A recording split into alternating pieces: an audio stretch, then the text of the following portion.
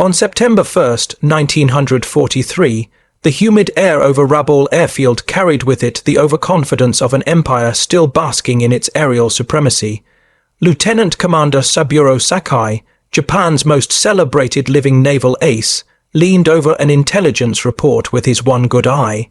His other had been lost to American gunners the year before, but his fighting spirit and his belief in Japan's invincibility remained unshaken.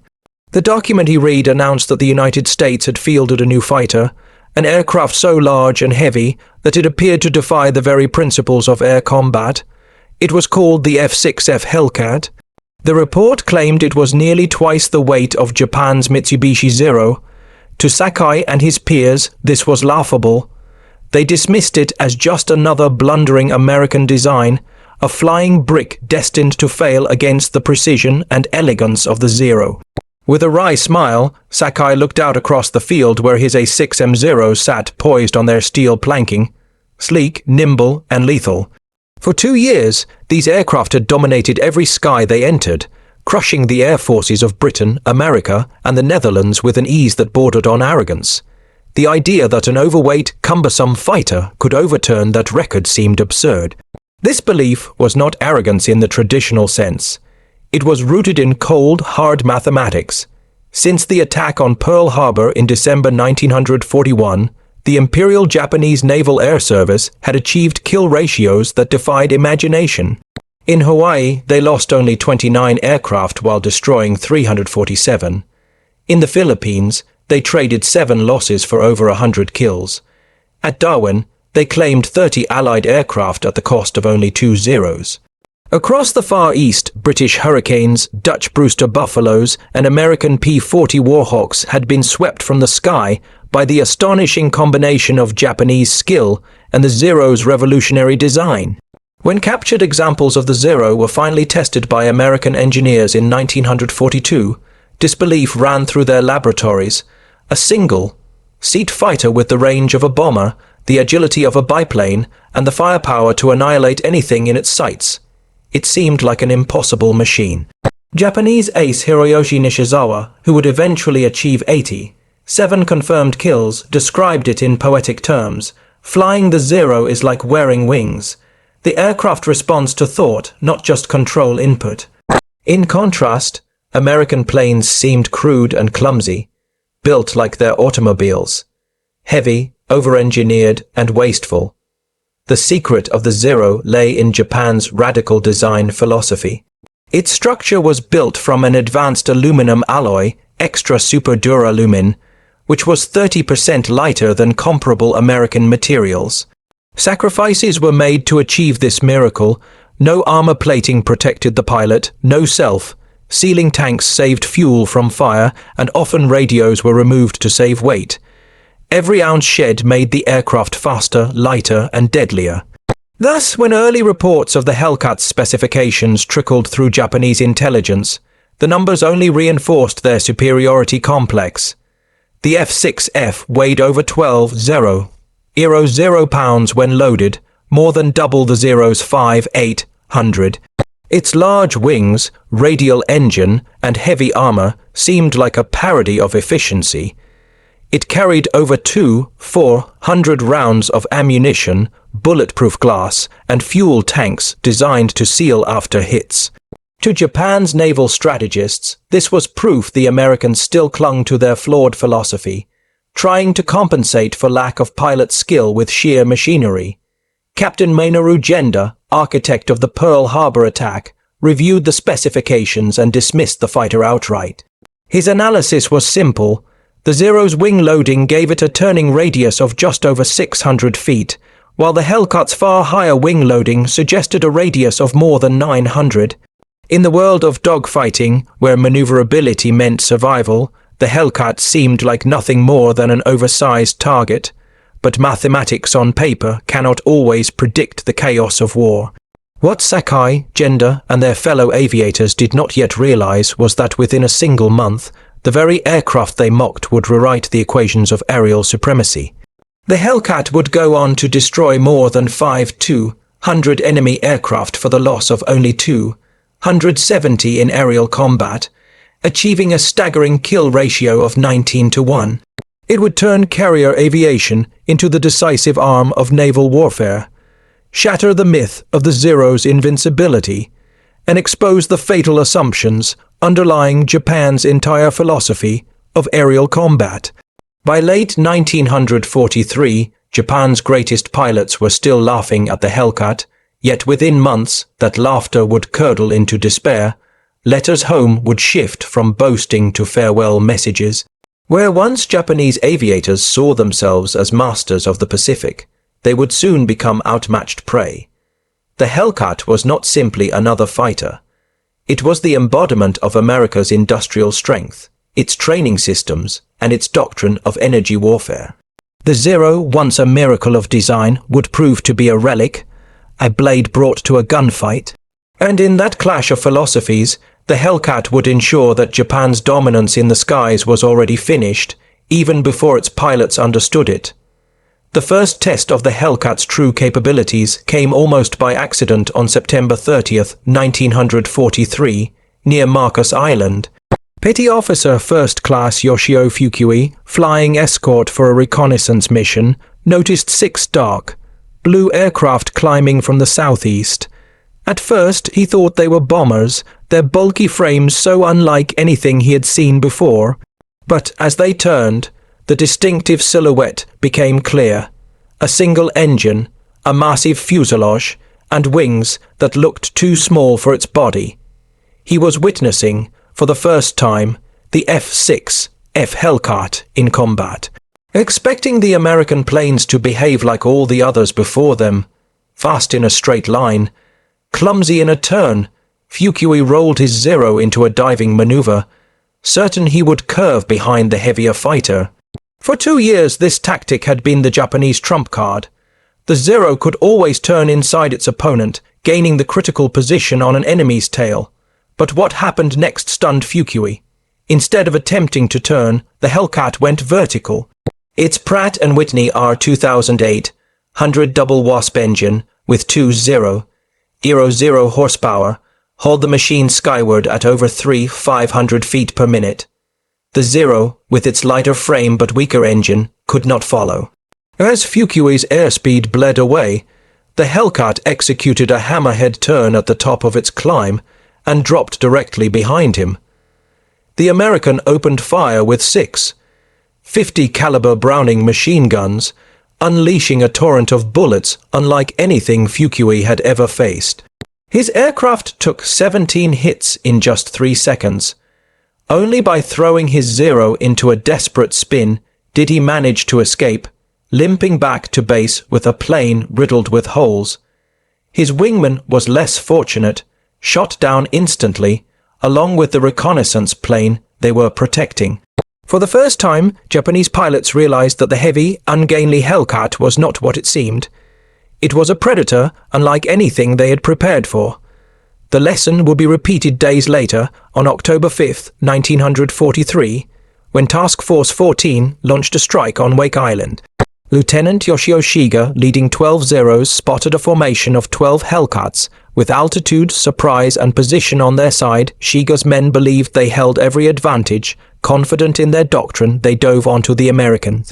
Yet, instead of scattering or attempting to engage in a turning fight, the Hellcats maintained formation and absorbed the first volley. Their armor and self-sealing tanks allowed them to shrug off damage that would have turned a Zero into a fireball. Then, in perfect synchronization, the Hellcats counterattacked, not by turning, but by climbing, diving, and striking in carefully timed passes. Japanese pilots were astonished. The Zero, which once danced through the sky like a ballerina, was suddenly powerless. At 25,000 feet, its engine gasped for oxygen, producing barely 900 horsepower, while the Hellcat still roared with 650. The Americans used this to devastating effect. Diving from above with the sun at their backs, they struck like hawks on sparrows. When the engagement ended, 8 Zeros were shot down. Not a single Hellcat was lost. It was here that Japanese aviators began to grasp the grim truth. The Americans were no longer fighting the same kind of war. As Lieutenant Commander Takeo Tanemizu, a veteran with 32 victories, would later warn his men, "Forget everything you know about air combat. The Americans have changed the rules. They fight like executioners, not warriors." He explained what his countrymen were learning too late. The Hellcat was not designed to outmaneuver the Zero, but to render maneuverability irrelevant. American pilots embraced a philosophy known as energy fighting. Instead of turning tightly, they maintained speed and altitude, converting potential energy into bursts of kinetic fury. In pairs or divisions, one pilot engaged while another struck from above. Coordinated by radio communications, the Japanese had once mocked as unnecessary. To the samurai spirit of individual combat, this seemed dishonorable. To the Americans, it was efficiency, teamwork, and survival. By the end of 1943, Japanese pilots were encountering not just a new airplane, but an entirely new way of fighting. Their doctrine of close-range dogfighting, perfected in the early victories of the war, collapsed against this approach. Zeros that once circled American planes with ease now found themselves outpaced, outgunned, and ambushed from angles they could neither see nor defend. In just weeks, the Hellcat transformed from an object of ridicule into a machine of dread. The encounters over Marcus and Wake Islands marked the beginning of a one-sided struggle that would only grow more lopsided as time went on. The Zero, once the embodiment of Japanese dominance, was suddenly exposed as fragile, underpowered, and hopelessly outdated. And behind every Hellcat was not only a pilot trained to fight differently, but an industrial system that could produce replacements faster than Japan could bury its dead. In these early clashes, Japanese airmen still believed skill might compensate for technology. But the writing was already on the wall. The Hellcat was not an aircraft to be outmaneuvered. It was a weapons system designed to ensure that skill alone would no longer decide battles. For the Imperial Navy's proud aviators, the nightmare had just begun. By late 1943, the pattern had become undeniable. The Zero, once hailed as the pinnacle of fighter design, was being systematically dismantled in combat. Japanese commanders struggled to understand why their trusted tactics failed. The answer was stark. The Americans had abandoned the very premise of dogfighting that had defined aerial combat for decades. The Hellcat was not built to duel in graceful turns. It was built to dominate through speed, altitude, firepower, and coordination. This shift created a crisis not just of technology, but of doctrine. Lieutenant Commander Takeo Tanemizu, one of the few surviving veterans who had encountered the Hellcat more than once, tried to prepare new pilots for the reality. At a briefing for the 204th Air Group in November 1943, he told them bluntly, "Forget everything you know about air combat. The Americans no longer fight our fight. They fight like executioners, not warriors." To his audience, young aviators trained in the Bushido, inspired tradition of the aerial samurai, his words were almost unthinkable. But Tanemizu described what was becoming clear with each encounter. The Hellcat's strength lay not in individual brilliance, but in teamwork. American fighters worked in pairs or divisions, their radios allowing seamless coordination. While one pilot occupied the target, another was already diving from above. The Japanese, flying as lone warriors, found themselves outmatched by a machine-like system. The technology gap was equally devastating. In December 1943, Commander Mitsuo Fuchida, the same officer who had led the Pearl Harbor raid, inspected damaged Zeros returning from combat. What he discovered horrified him. The Zero's once potent weaponry was hopelessly inadequate compared to the Hellcat 6. 50 caliber Browning M2 machine guns. Each gun fired 750 rounds per minute, combining for a devastating 500 rounds per minute in total. Each bullet was larger, heavier, and carried nearly 5 times the striking energy of the Zero's lighter 7mm rounds. When unleashed together, this torrent of fire could shred even the toughest aircraft in seconds.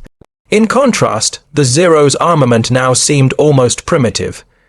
Its light rounds and limited ammunition made prolonged engagements futile. Even when Japanese pilots scored hits, the Hellcat's armor absorbed the punishment. 200 pounds of steel plate shielded the cockpit. Bulletproof glass protected the canopy. Self-sealing tanks minimized the risk of fuel fires. American engineers had deliberately designed the Hellcat to keep its pilot alive, an alien concept to Japanese designers who had stripped away protection in the pursuit of agility. And while technology on the aircraft itself tilted the balance, another revolution was quietly tipping the scales even further: radar. For Japanese pilots, air combat still began with eyesight. Squadrons relied on lookouts to spot enemy formations, a method effective only in daylight and fair weather. But the Americans had integrated shipborne radar into their fighter direction system. From over 50 miles away, controllers could see incoming aircraft and vector Hellcats to the perfect intercept point. Lieutenant Sadomu Kamachi recalled one of his first radar-directed encounters. His unit climbed through clouds, completely unaware of what awaited them. Suddenly, Hellcats burst from above in perfect formation.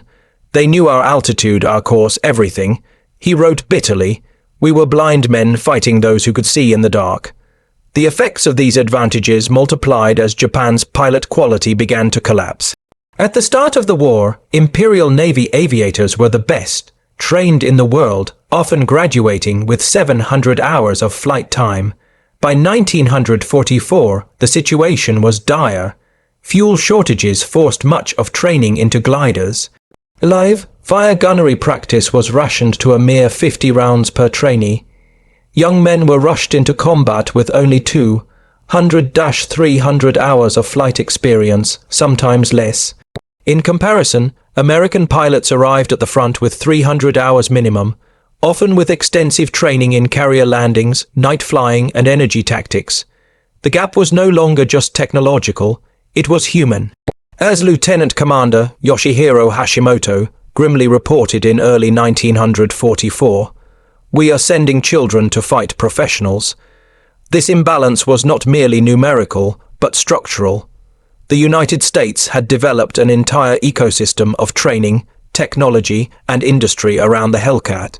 Pilots learned energy fighting in the safety of Texas airfields. Radar ensured they rarely entered a fight without an advantage. Factories produced replacement aircraft at rates Japan could not comprehend.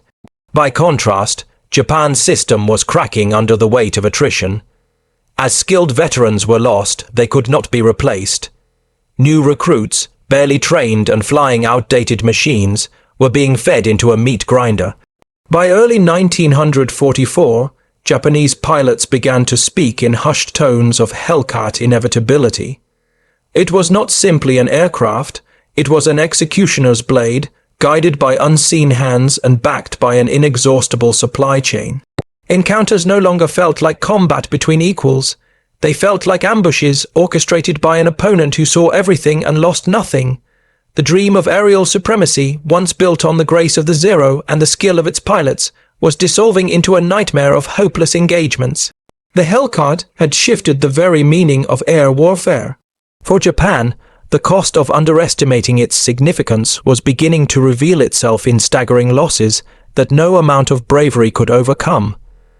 By 1944, the clash between the F6F Hellcat and the Mitsubishi Zero had escalated into something larger than individual encounters. It was no longer about pilot versus pilot or machine versus machine.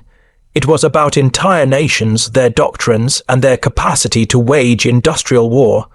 The skies of the Pacific became the arena for decisive battles that would determine the outcome of the conflict. And in those skies, the Hellcat proved not only superior, but unstoppable. The first great revelation came during the Battle of Formosa in October 1944. Determined to halt American carrier raids, Vice Admiral Shidru Fukudome committed more than 700 aircraft to the defense of the island, including the last of Japan's trained reserves. At first, reports painted the operation as a grand victory.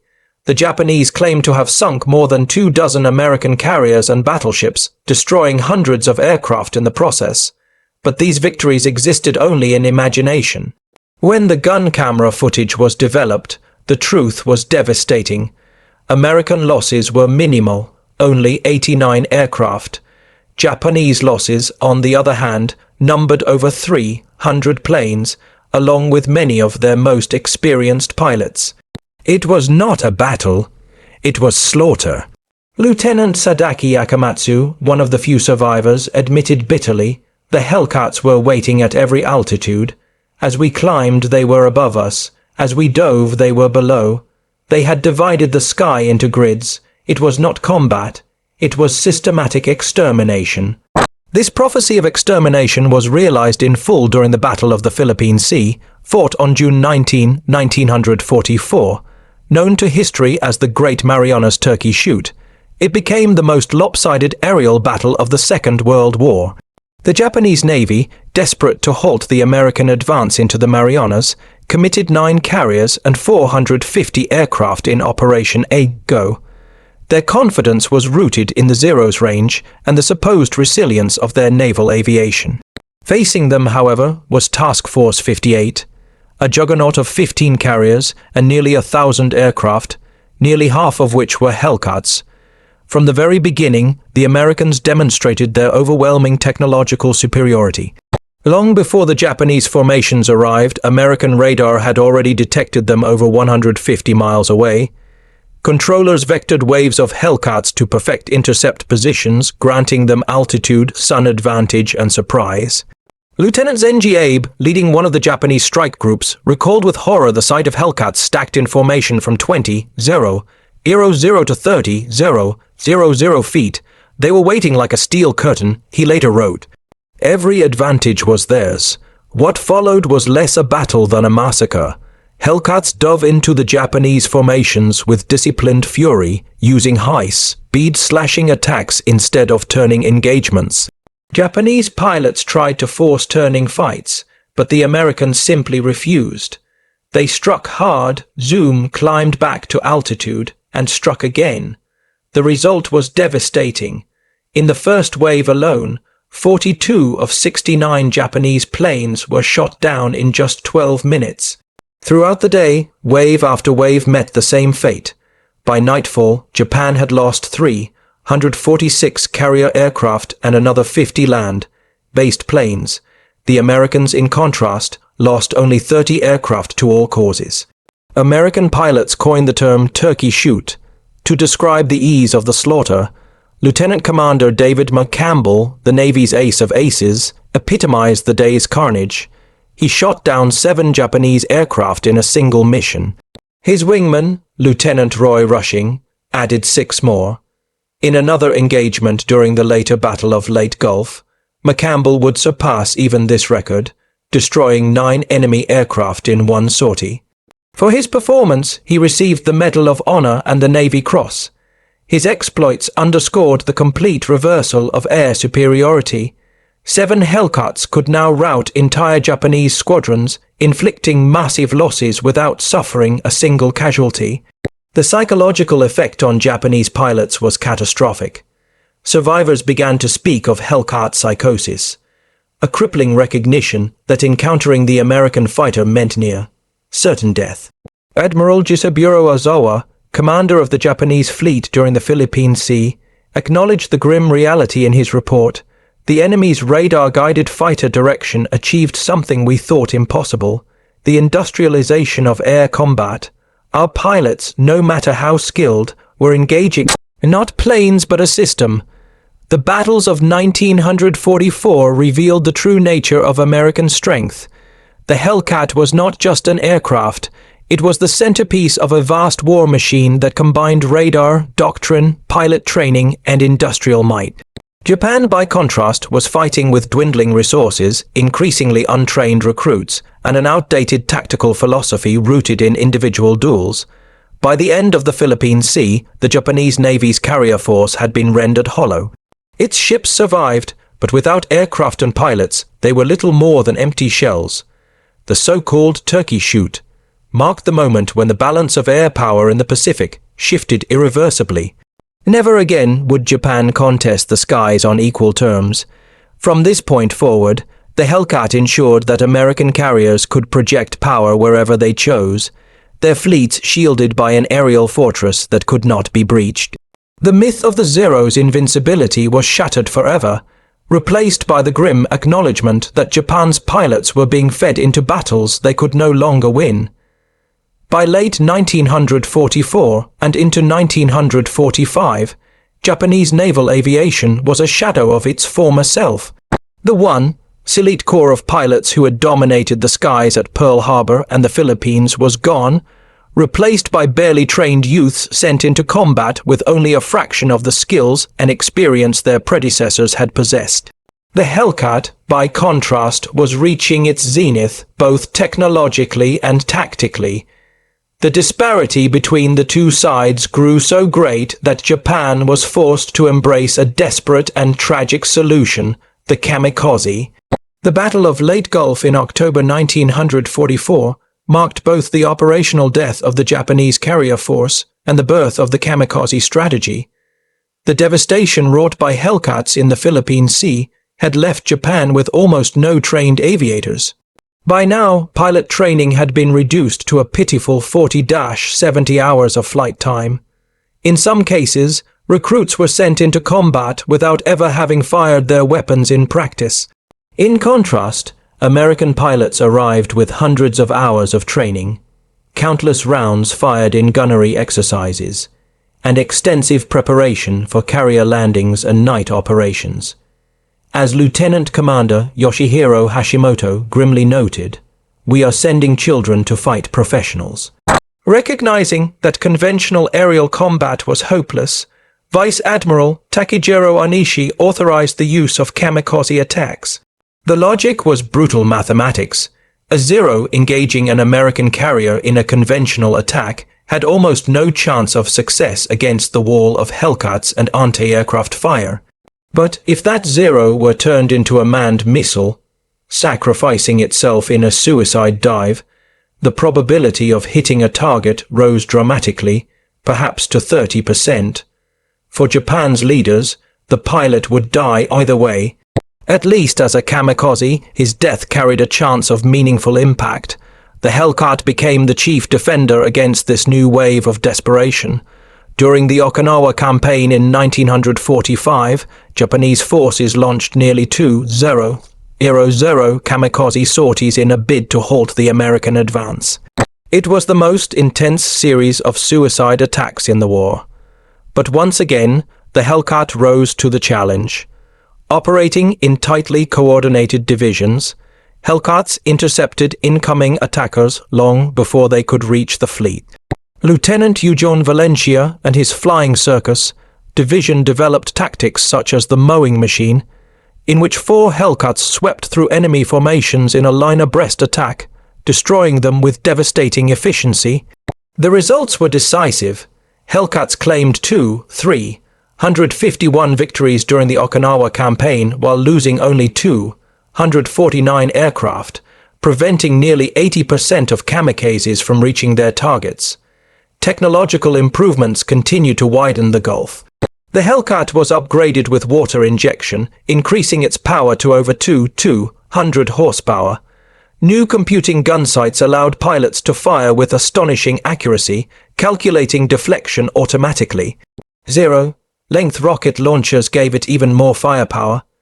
By 1945, the gap between the Hellcat and the Zero was no longer measured in degrees of performance. It was measured in entire generations of aviation design. Japanese engineers who examined captured Hellcats after the war admitted they were stunned. Professor Jiro Horikoshi, designer of the Zero, concluded, "We designed an aircraft for 1941. They designed an aircraft system for 1945. While we perfected the sword, they built the industrial age." The human toll was catastrophic for Japan. Of the 18 Zero naval aviators who had begun the war, fewer than 100 combat, experienced pilots remained by its end. The Hellcat alone accounted for 123 enemy aircraft destroyed in aerial combat, 3/4 of all Navy air-to-air victories, while losing only 170 to enemy fighters. Its kill ratio of nearly 19-1 remains one of the most remarkable records in aviation history.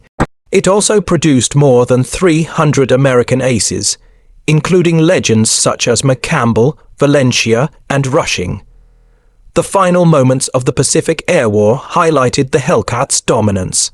On August 15, 1945, hours after Emperor Hirohito's surrender broadcast, a lone Japanese dive bomber approached the American fleet, apparently unaware that the war was over. Lieutenant Clarence Moore, flying a Hellcat from USS Belleau Wood, intercepted and shot it down, the last aerial victory of World War II. Appropriately, it was a Hellcat that closed the skies. In the months after surrender, Japanese pilots and engineers examined the very machine they had once ridiculed. They were astonished not only by its power and protection, but also by the American system that produced it. The Pratt & Whitney R2008 100 engine was composed of nearly 300 precision machined parts, each interchangeable with any other engine, a feat of standardization unimaginable in Japanese industry. Grumman's New York factory had produced over 12 00 Hellcats in just 30 months, rolling one off the assembly line every 60 minutes at the height of production. By comparison, Japan's entire fighter output in 1944 amounted to barely a fraction of that figure. The cultural contrast was equally striking. Japanese doctrine emphasized the samurai ideal of individual combat, spiritual strength, and acceptance of death. The Hellcat embodied the American philosophy of systems, efficiency, and preservation of life. Japanese pilots flew as lone warriors. American pilots fought as parts of a coordinated machine. In the end, the machine outlasted the warrior. Historians and veterans alike have recognized the Hellcat as the aircraft that truly won the air war in the Pacific. In 1962, at a symposium of American and Japanese veterans, Saburo Sakai, Japan's surviving ace, summed it up bluntly: the Zero was a superior fighter. The Hellcat was a superior weapon system. We never understood the difference until too late. We brought swords to a gunfight and wondered why we lost. The Hellcat story is more than one of technical superiority. It is the story of how industrial might, systematic training, and tactical innovation combined to dismantle a warrior culture that had once seemed unstoppable. Japanese pilots had laughed at the Hellcat when it was first introduced, but in the end it had the last laugh. Not only did it destroy the Zero, it destroyed the very philosophy that had made the Zero possible.